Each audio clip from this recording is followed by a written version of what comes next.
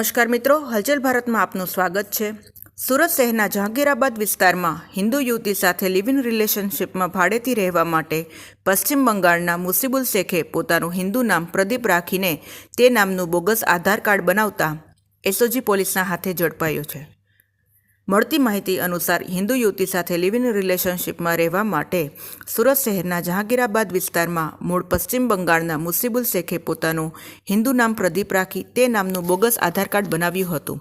ત્યારે એસઓજી પોલીસે મુસીબુલ શેખની ધરપકડ કરી તપાસ હાથ ધરી હતી, જેમાં આધાર કાર્ડ મોબાઈલમાં એપ્લિકેશનમાં એડિટિંગ કરીને બનાવ્યું હોવાનું રટણ કરી રહ્યો છે।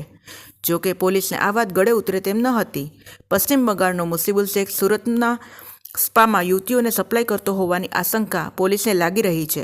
જોકે તેણે પોલીસ સમક્ષ રિંગ રોડની માર્કેટમાં ટેક્સટાઇલ ડિઝાઇનિંગનું કામ કરતો હોવાની વાત કરી છે। ત્યારે હાલ તો એસઓજી પોલીસે રાંદેર પોલીસ મથકમાં ફરિયાદ આપી છે, જેના આધારે પોલીસે મુસીબુલ શેખની ધરપકડ કરીને વધુ તપાસ હાથ ધરી છે।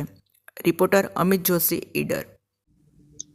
એસઓજી દ્વારા રાંદેરમાં એક તાજેતરમાં એક કેસ દાખલ કરવાનો છે બોગસ ડોક્યુમેન્ટનો।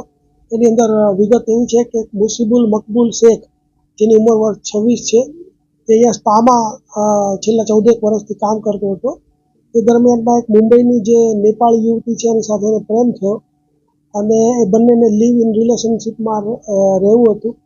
તો એના માટે ભાડેથી મકાન શોધતો હતો। તો મુસ્લિમ હોવાને કારણે એને ભાડેથી મકાન લેવામાં ખૂબ તકલીફ પડી રહી હતી।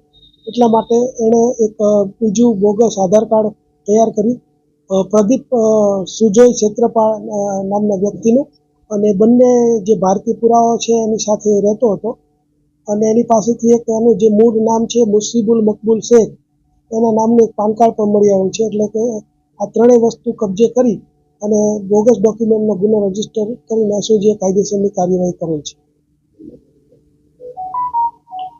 મહિલા સાથે સ્પામાં જે નોકરી કરતો હતો એ દરમિયાનમાં એના છેલ્લા 2 વર્ષથી સંપર્કમાં આવ્યો। મૂળ આરોપીનું નામ જે છે પ્રદીપ મુસીબુલ મકબૂલ શેખ, અને જે નેપાળી યુવતી છે એનું જે નામ છે એ